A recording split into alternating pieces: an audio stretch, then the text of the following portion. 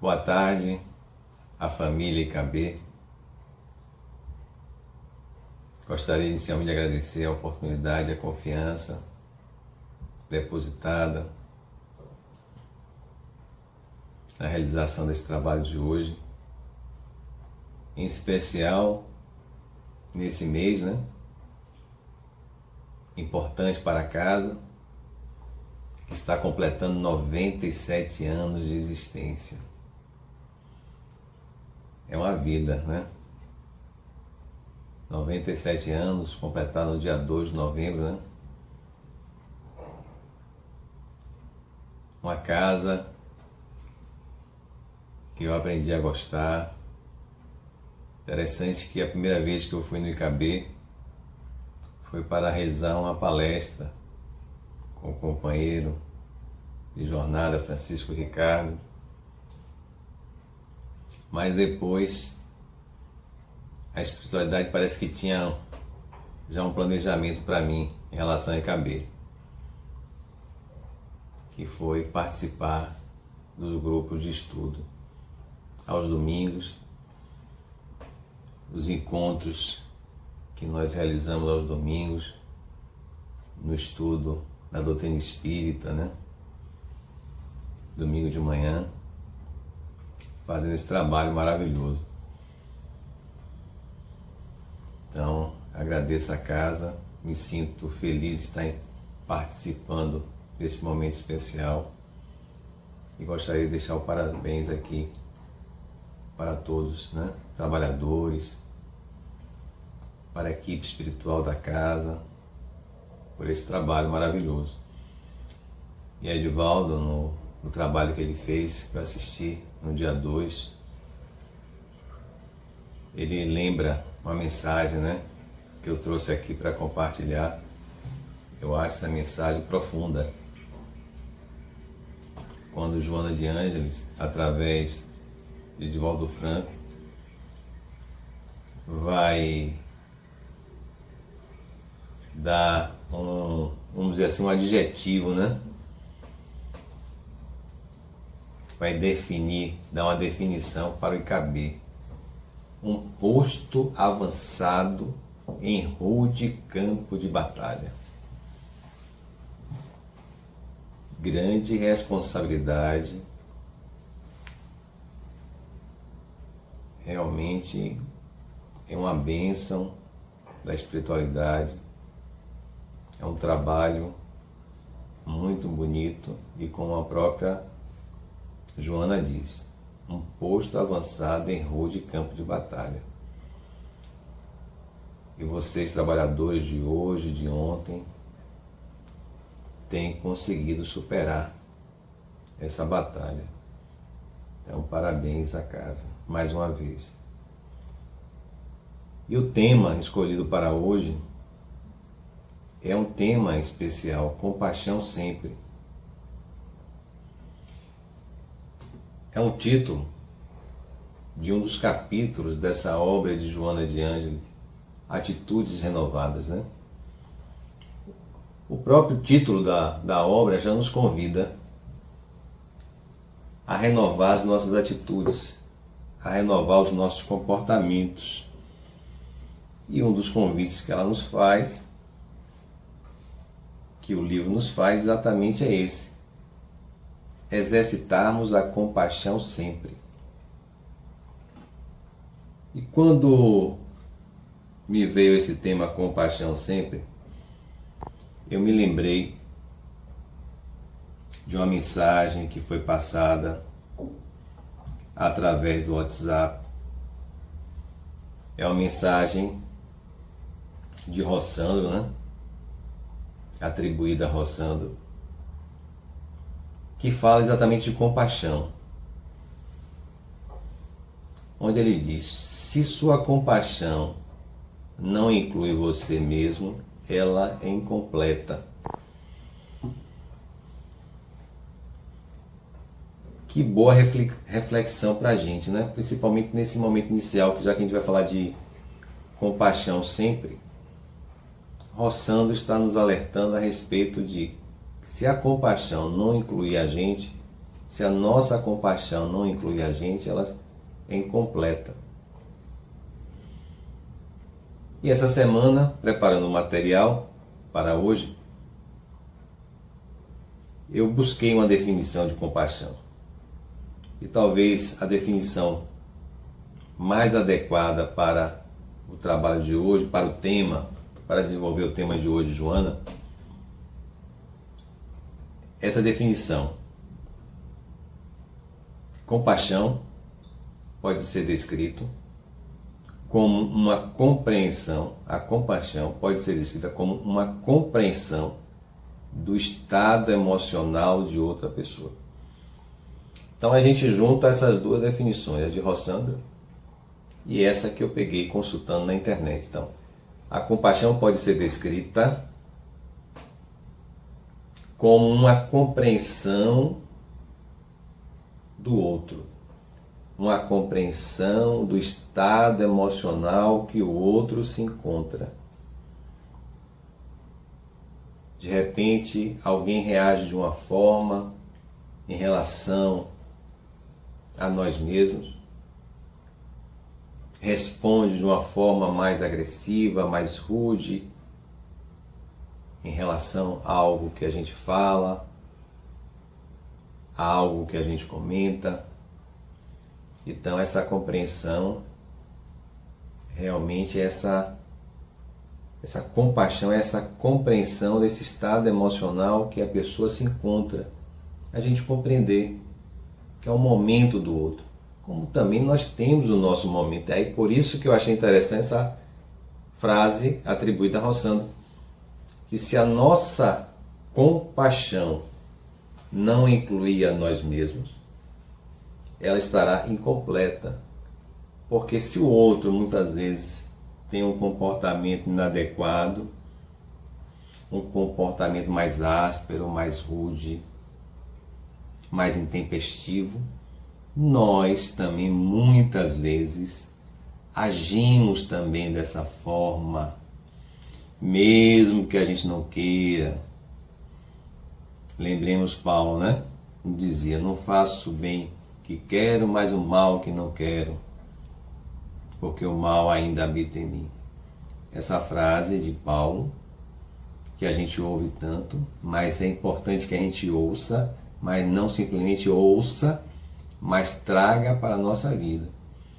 Principalmente não a parte inicial, mas essa parte final, quando ele nos coloca, quando ele assume que o mal ainda habita nele. Nós precisamos refletir isso. Que o mal, que muitas vezes nós enxergamos apenas no outro, na sociedade, fora de nós, esse mal ainda também habita dentro de cada um de nós. Então precisamos ter essa compaixão, não só com o outro, mas com a gente também. E é esse convite que Joana nos faz. Mas antes de entrar no capítulo propriamente dito, na abertura do livro, como eu falei, Atitudes Renovadas é um convite à mudança de atitudes. Então, no início, logo na sua introdução, Joana vai nos falar de hábitos. E ela nos fala o seguinte: os hábitos constituem fenômenos psicológicos e sociológicos que a boa educação canaliza em favor da saúde integral e do progresso moral do indivíduo. A boa educação, não só a educação intelectual, mas principalmente a educação moral, a educação espiritual, canaliza em favor da saúde integral, do ser integral, do progresso integral do indivíduo. Não são poucos os distúrbios de conduta que resultam dos hábitos agressivos desconfiados, temerários. Não são poucos os distúrbios de conduta que resultam dos hábitos agressivos. Foi aquilo que eu falei inicialmente e trouxe a passagem de Paulo.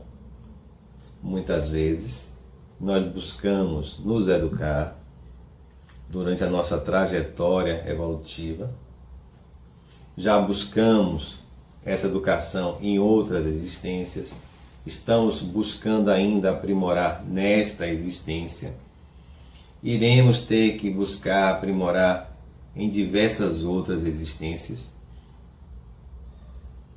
porque uma só não dá para nos educar de uma forma integral, completa, mas precisamos começar urgentemente a educar os nossos maus hábitos, a trabalhar os nossos maus hábitos, substituindo esses maus hábitos pelos bons hábitos, porque, como diz Joana aqui, esses bons hábitos vão nos direcionar para a saúde integral e para o progresso moral. Então, nosso progresso moral, a nossa evolução espiritual que a gente tanto almeja, vai depender da educação dos nossos sentimentos, dos nossos pensamentos. E aí ela vem e fala, a mudança dos hábitos mórbidos e da acomodação emocional contribui para a renovação e alegria de viver, proporcionando satisfações indescritíveis que fazem parte do progresso existencial. Então, essas mudanças para sairmos da acomodação que muitas vezes nós nos entregamos, muitas vezes eu digo sempre, às vezes a gente entra numa casa espírita, a gente entra em qualquer outra doutrina, a gente inicialmente se deixa levar pelos novos ensinamentos, a gente se deixa levar pela empolgação inicial, mas é aquela outra passagem do Cristo que às vezes a gente só lê até uma parte, até um versículo, não lê o resto, os versículos seguintes, quando ele fala da porta estreita, aquela passagem que também nós conhecemos bastante. Ele fala, a porta estreita e a porta larga. Nós precisamos entrar pela porta estreita, buscar nos educar espiritualmente para entrarmos, para escolhermos a porta estreita.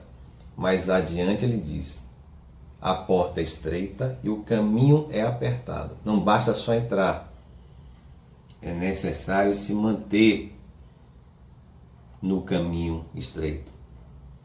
E é isso que ela nos fala aqui.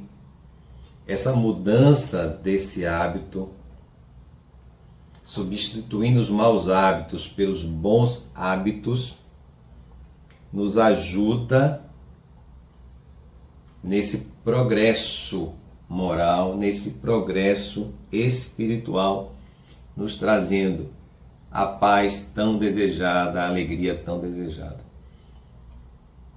Então, precisamos compreender a compaixão sempre, exercitar a compaixão sempre, é para compreender que se esse processo de mudança dos maus hábitos pelos bons hábitos é uma mudança difícil, não é uma mudança fácil, que a gente consegue da noite para o dia. Precisamos ter essa compaixão em relação ao outro, em relação a nós mesmos, para que a gente possa, através dessa compaixão, dessa compreensão, entender o processo do outro, entender a dificuldade do outro, entendendo as nossas dificuldades também. E lembrando, voltando às passagens do Evangelho, quando Jesus dizia aos seus discípulos, dizia a todos aqueles que o ouviam naquela época, E nas passagens vai perceber, em muitas delas, quando ele dizia: ouviste o que foi dito,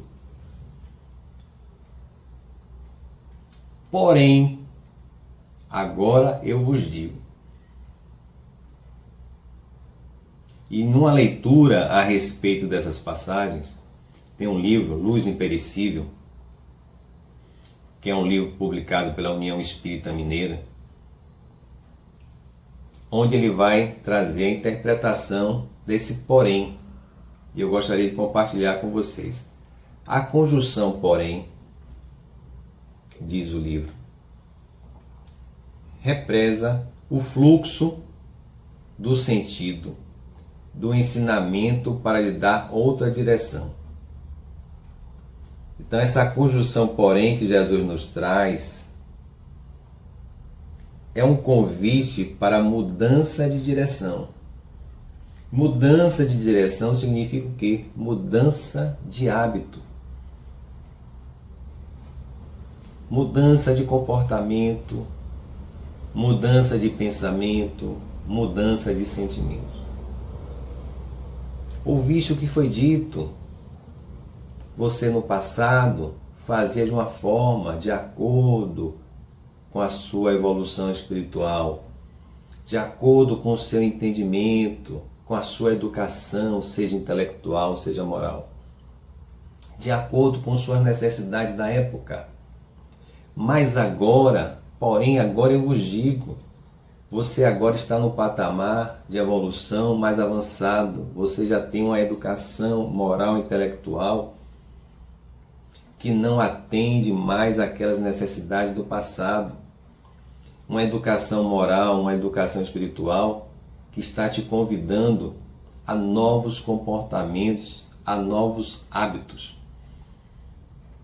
E aí segue dizendo: a antiga modalidade é superada por uma nova disposição a ser ensinada e vivida por Jesus. Então, quando ele diz, agora porém eu vos digo, ele está nos convidando, nos ensinando uma nova vida, uma boa nova, como é dito.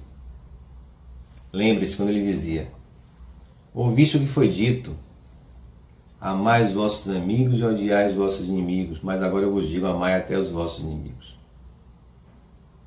Ouviste o que foi dito, não matarás, porém agora eu vos digo, não guardarás mais sentimentos negativos em relação ao seu irmão.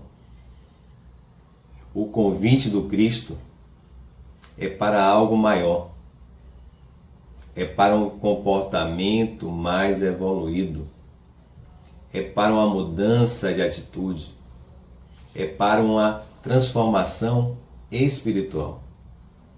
Não é mais visando a prática externa, não matarás.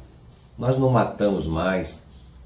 Muitas vezes nós não agredimos mais fisicamente, mas ainda aguardamos pensamentos negativos em relação ao outro. Aonde está a compaixão? O convite de hoje, Joana, é compaixão sempre. Então precisamos não só não agredir fisicamente, mas também não agredir verbalmente, também não agredir através dos nossos pensamentos, dos nossos sentimentos, que joga, que emite energias negativas para o outro, sabendo que essa energia negativa que a gente emite para o outro prejudica, em primeiro lugar, nós mesmos. Não estamos tendo nesse momento, é o que Rossano nos chama a atenção, não estamos tendo compaixão, nem para com o outro, nem para nós mesmos. Então, vamos refletir sobre o que Jesus nos convida a fazermos diferente. E nós, espíritas, através dessa doutrina consoladora e esclarecedora, não temos mais a desculpa de dizer que não sabíamos. E quando ele nos convida a essa nova atitude, ele está nos convidando principalmente à reconciliação. Nesse mesmo livro que eu trouxe para vocês, Luz Imperecível, que é um livro que eu trago como sugestão, aconselho a leitura, porque a União Espírita Mineira faz uma leitura de várias passagens do Evangelho. E em outra passagem, eles refletem e nos trazem o seguinte ensinamento. O entendimento inserido no vai reconciliar-te primeiro constitui-se no princípio fundamental de identificação com a lei de fraternidade vigente no universo. É através do próximo que encontramos o Criador. É aquela outra passagem que o Evangelho nos traz. Vai reconciliar-te primeiro, antes de fazer a sua oferenda, antes de agradecer. Vai primeiro se reconciliar com o seu irmão, porque é através do seu irmão que você vai chegar a Deus. Então, a reconciliação, por isso que no próprio Evangelho, quando eu falei aquela passagem do Cristo, que ele diz, amai até os vossos inimigos, o Evangelho mesmo diz, não é ter o mesmo sentimento que você tem por um amigo, por alguém que te ama, mas é não guardar rancor, ressentimento, mágoa em relação a esse irmão e não ser empecilho para a reconciliação. E essa é a proposta do Cristo. Nesse momento que Joana também nos convida à compaixão sempre, ela está nos convidando à reconciliação com os nossos irmãos. Seja os nossos familiares, colegas de trabalho, companheiros de casa espírita, de movimento espírita. Essa reconciliação, muitas vezes tão difícil, mas é aquilo que os espíritos responderam a Kardec, quando Kardec questiona qual o maior empecilho para o progresso, para a nossa evolução espiritual, para o nosso crescimento espiritual. Os espíritos foram categóricos. O orgulho. Então, às vezes, o grande empecilho para que a gente possa trabalhar essa compaixão, trabalhar essa reconciliação, chama-se orgulho. E os desvios de conduta, Joana, entrando no capítulo propriamente dito, essa questão dos desvios de conduta, né? Ela fala, há crimes, realmente, que se revestem de tal crueldade que se tornam hediondos sob qualquer aspecto considerado. Realmente tem crimes que a gente assiste, que a gente ouve, que se reveste de tal crueldade que é difícil, mesmo nós espíritas, de a gente poder perceber aquele ato, aquela ação daquele irmão sem rancor, sem ressentimento, sem raiva, né? Sem ódio no coração. Mas isso é um trabalho, isso é uma construção. Ninguém vai se transformar da noite para o dia em Jesus, em Maria Teresa, em Irmã Dulce. Isso é um trabalho, isso é uma construção diária. E quanto mais a gente aprende, mais as provas, as lições vão ficando mais difíceis. Então, nada obstante, diz Joana, os desvios de conduta e os conflitos individuais respondem por outra ordem de delitos que se desenvolvem nos bastidores dos relacionamentos. Então, Joana está chamando a atenção que existem esses delitos, esses escândalos que chegam nas mídias sociais, nas redes sociais, nas mídias, nos jornais, nas televisões, hoje, através de tantos canais que chocam a humanidade. Mas existem tantos outros delitos escondidos, dentro muitas vezes de quatro paredes, muitas vezes dentro de uma casa espírita. Porque não pensem que dentro da casa espírita não ocorrem alguns delitos, alguns comportamentos, alguns maus hábitos. Porque a casa espírita é composta de seres humanos imperfeitos como nós, que estamos lá, como estamos no planeta, como estamos no nosso ambiente familiar, no ambiente de trabalho, para aprender. São salas de aula da grande escola chamada Terra. Então, alguns delitos, alguns conflitos estão nos bastidores dos relacionamentos. Estes, muitas vezes, são aqueles que mais nos atingem diariamente e que precisamos lidar, que precisamos exercitar essa compaixão. É incrível, às vezes, a gente tem a compaixão para esses outros delitos que aparecem nas mídias. Mas quando chega nesses delitos que estão nos bastidores dos nossos relacionamentos familiares, muitas vezes, afetivos, nós temos dificuldade de exercitar a compaixão. Por que será? Às vezes nós fazemos a caridade fora de casa com uma facilidade enorme e ainda fazemos propaganda dessa caridade. Quando dentro de casa, muitas vezes, a gente tem dificuldade de exercitar essa caridade. A gratidão, um tema que eu abordei essa semana em outra casa espírita. Às vezes a gente tem gratidão por pessoas que nós não conhecemos ou que conhecemos recentemente, mas somos incapazes de sermos gratos com os nossos familiares. E o Evangelho vai dizer que a maior das ingratidões é a ingratidão do filho para com seus pais. Então, precisamos exercitar a compaixão, principalmente com a caridade, a gratidão, no ambiente familiar, que é a base da sociedade, onde a gente aprende a viver em sociedade, né? Não esqueçamos o que os Espíritos disseram para Kardec, quando ele questiona quais seriam as consequências do relaxamento do laço família. E os Espíritos respondem a Kardec: a recrudescência do egoísmo. Então, os vícios espirituais, continua Joana, todos esses e muitos outros vícios espirituais atestam o quê? O grau de primitivismo de uma parte da população que habita no planeta Terra, que transita no planeta Terra.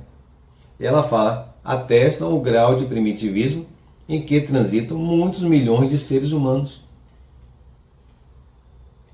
que ainda não se deixaram penetrar pelos nobres sentimentos do amor, do respeito a si mesmo, do respeito em relação ao próximo. Então muitos, a gente ouve, e eu ouço às vezes isso muito de alguns espíritas, o mundo está piorando, o mundo está pior, como se pudesse regredir. Nós não regredimos, podemos até estacionar, mas regredir jamais. É a lei de progresso, são as leis de Deus, a gente não infringe as leis de Deus. O que está acontecendo é que a nossa percepção espiritual, ela se estendeu, ela aumentou, ela ampliou. Então a gente percebe com mais nitidez os vícios, os maus hábitos, os erros cometidos pelo outro e também por nós mesmos. Por isso que eu ouvi certa feita na casa espírita que o espírita não erra em paz. Que quanto mais a gente aprende, quanto mais a gente se esclarece, a gente às vezes pode cometer o erro, porque nós somos imperfeitos, mas a nossa consciência não vai ser o outro não, vai ser a nossa própria consciência que vai nos cobrar. Por isso que eu volto a falar, por isso que o Rossando colocou, por isso que precisamos ter essa compaixão, não só em relação ao outro, mas em relação a gente também, para compreender que nós somos espíritos imperfeitos, que estamos num processo de aprendizado. E muitos ainda não se deixaram influenciar. Quantos ainda no meio, na casa espírita mesmo, muitos ainda não se deixaram penetrar pela doutrina espírita. Quer dizer, entraram na doutrina espírita, mas não permitiram ainda que a doutrina espírita entrasse neles. Isso faz parte da natureza humana. Uns avançam mais rápido do que o outro. A pandemia pela qual nós estamos passando é uma grande oportunidade para o nosso crescimento. Não é um castigo, como eu digo sempre. É uma oportunidade. Faz parte de um processo pelo qual o planeta está passando, que não tem como objetivo nos punir, nos castigar. Deus não quer o nosso mal, Ele quer o nosso bem. Agora, uns vão aprender, outros não vão aprender. Uns vão aprender mais rápido do que os outros. É a lei de liberdade, é o livre-arbítrio de cada um. Em um livro, Justiça Divina, que é uma obra ditada pelo Espírito Emmanuel, psicografia de Chico Xavier, onde ele faz uma leitura do livro O Céu e o Inferno, tem uma passagem que ele fala de desculpas, né? Então, Emmanuel diz o seguinte: não hesites rogar desculpas, nem vacile a pagar-te a favor da concórdia, com aparente desvantagem particular, porquanto, na maioria dos casos de incompreensão, em que nos imaginamos sofredores e sermos vítimas, os verdadeiros culpados somos nós mesmos. Em um livro de Alírio Cerqueira Filho, que fala das parábolas terapêuticas, eu li recentemente e estou repassando para as pessoas quando eu tenho oportunidade, que eu achei muito interessante, principalmente no momento que a gente está vivendo, quando ele diz: existem injustiças, mas não existem injustiçados. O que ele quer nos chamar a atenção em relação a essa frase? Que todos nós estamos passando por um processo, todos nós, atualmente no planeta, estamos passando pelas nossas dificuldades, pelas nossas dores. Mas não é por acaso. Tudo faz parte de uma lei de causa e efeito. Nós estamos colhendo aquilo que a gente plantou. Agora é necessário saber colher e principalmente saber fazer as novas plantações para colhermos frutos melhores lá adiante. Então, muitas vezes, quando a gente está criticando o outro, se colocando na posição de vítima, na realidade a vítima não somos nós. Muitas vezes a vítima era o outro. Muitas vezes hoje a gente é a vítima, o outro o algoz. Mas quem sabe no passado os papéis não estavam invertidos. Nós éramos o algoz e aquele irmão de hoje era a vítima. Qual o objetivo da reencarnação? Evoluir, crescer, aprender, progredir e ajudar o planeta, ajudar aqueles que estão ao nosso redor também nesse processo de evolução. Por isso o esquecimento, a bênção do esquecimento.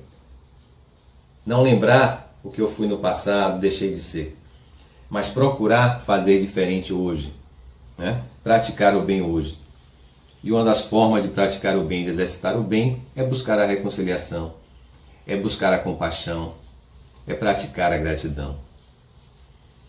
E a crítica é outro livro, O Espírito da Verdade, agora é um livro psicografado por Valdo Vieira e Chico, com mensagens de espíritos diversos. E uma das mensagens desse livro, que é um estudo que eles fazem em relação ao Evangelho segundo o Espiritismo, fala da crítica. Se o parente está em erro, e sempre é o parente, nunca é a gente que está em erro, lembre-se de que você vive junto dele para ajudar. Olha a responsabilidade. Se o próximo caiu em falta, não é preciso que alguém lhe agrave as dores de consciência. Se uma pessoa entrou em desespero, no colapso das próprias energias, o azedume não adianta. Então, se o outro, seja o nosso parente, o companheiro, não importa, está em erro, lembre-se que se o universo conspirou para que você estivesse próximo àquele irmão, não foi para você unir mais ele. Ao contrário, foi para que você possa ajudá-lo.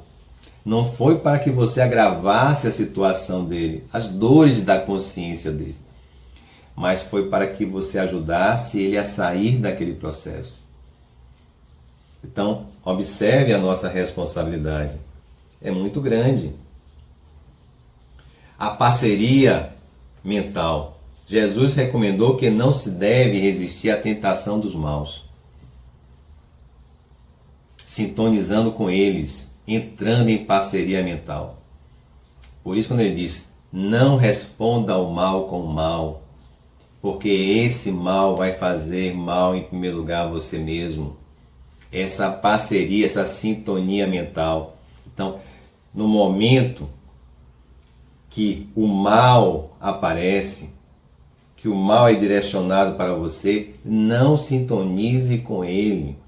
Entrando em parceria, é o que Joana chama de parceria mental, permitindo-se agasalhar os sentimentos negativos, que eles são habituais, porque isso é muito pior do que a ocorrência em si mesmo.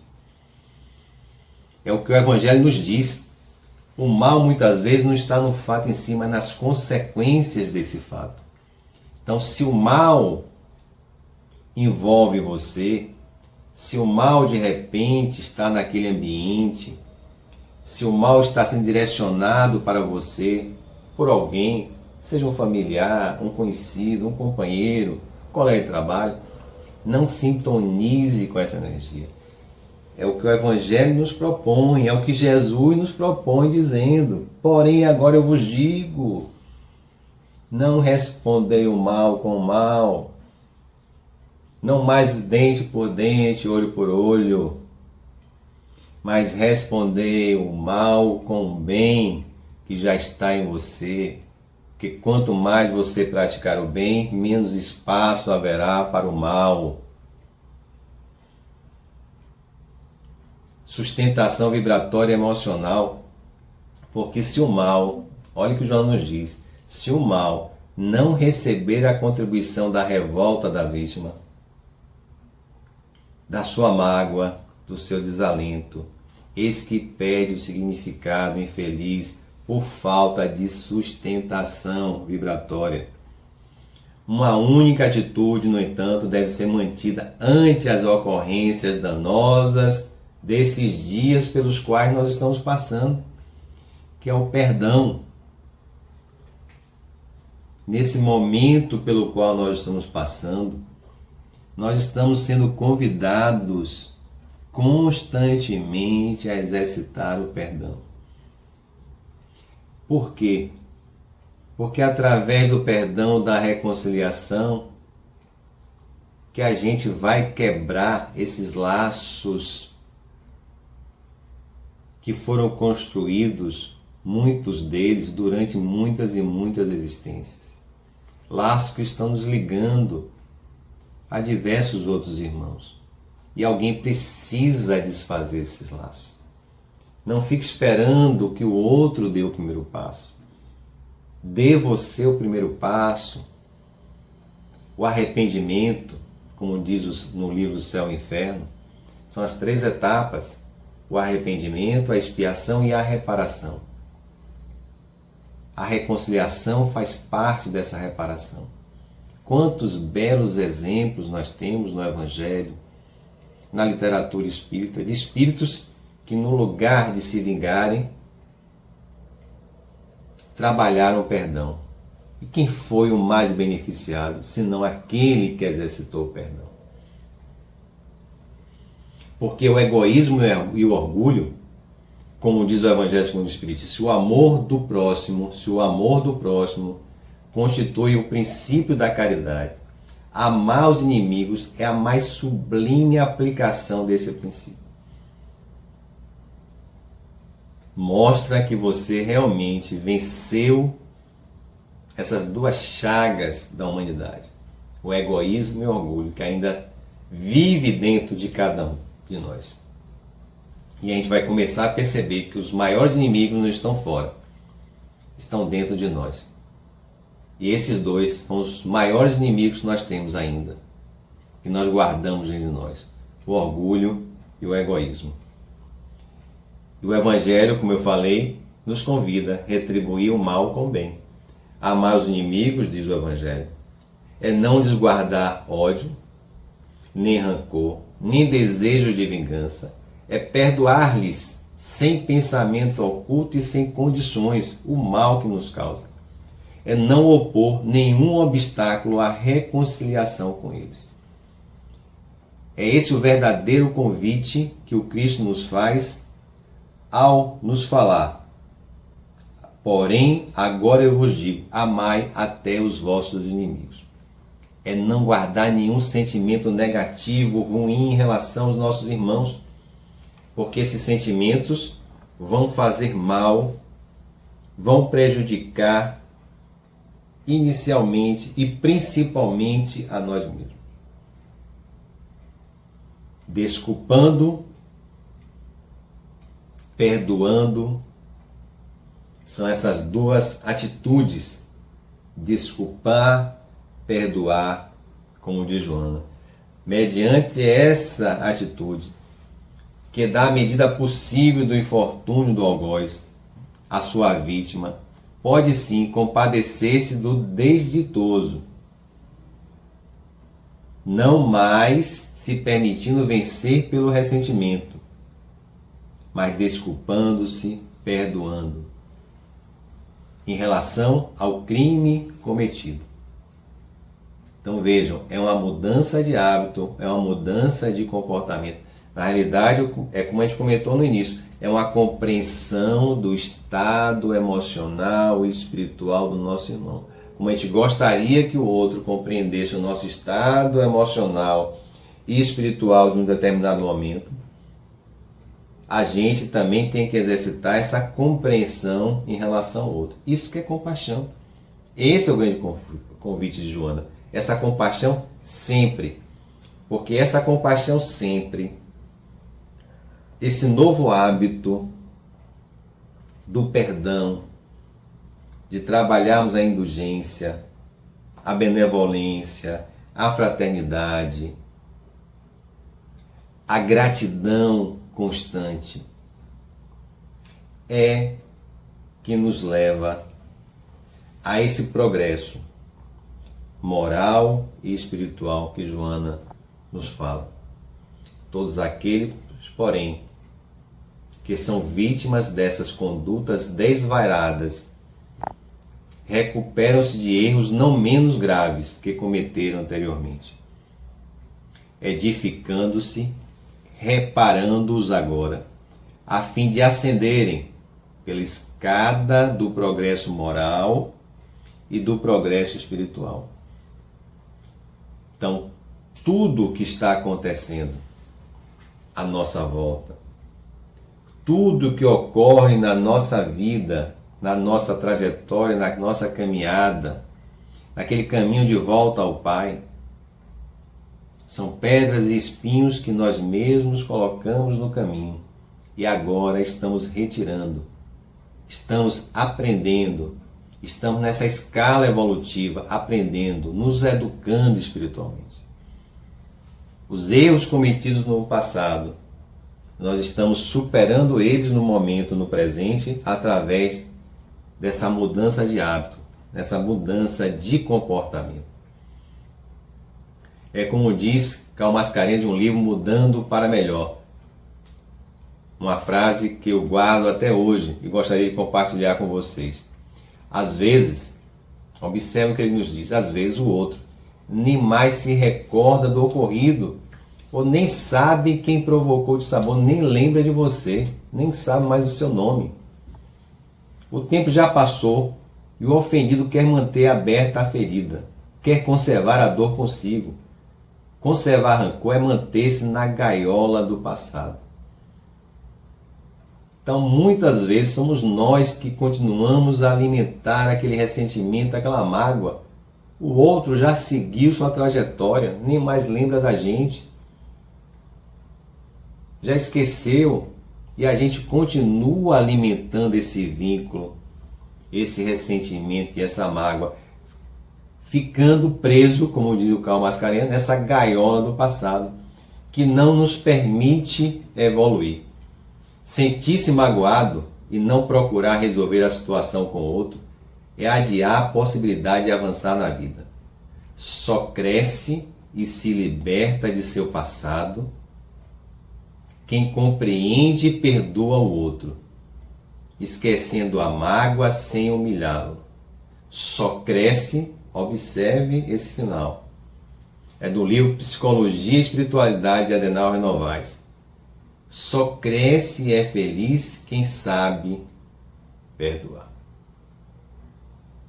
Então o convite de hoje, para todos nós nesse momento pelo qual nós estamos passando, onde as pessoas ficam compartilhando, eu percebo isso nos grupos de WhatsApp, nos grupos familiares, as pessoas se agredindo, se atacando, a agressividade, o ódio, o ressentimento muito grande.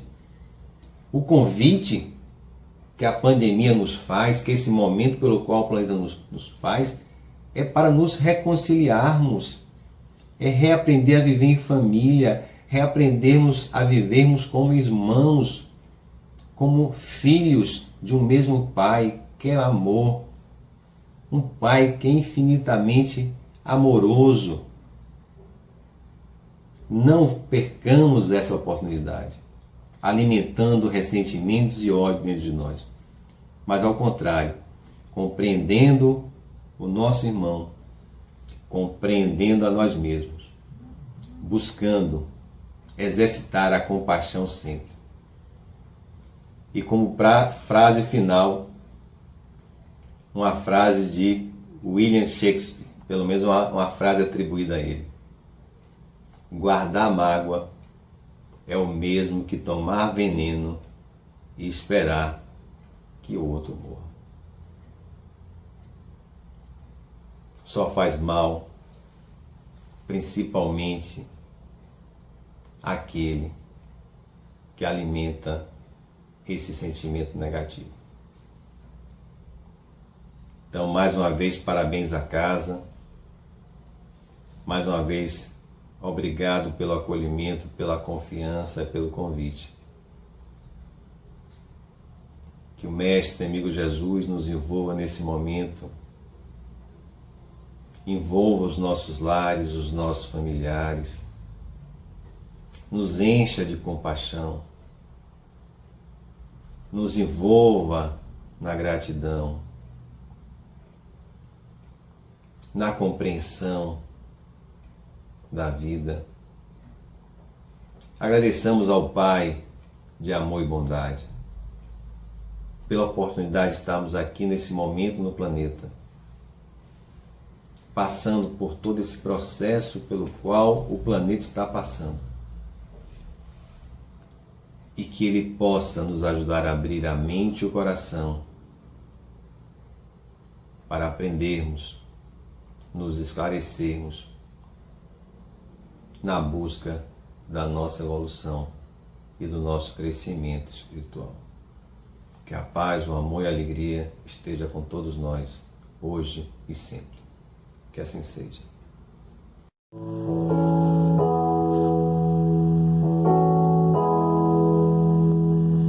Quando eu quero falar com Deus, eu apenas falo.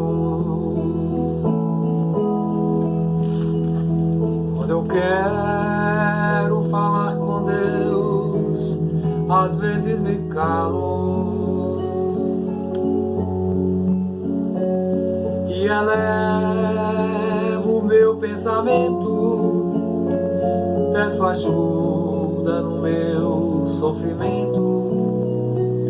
Ele é Pai, escuta o que pede o meu coração.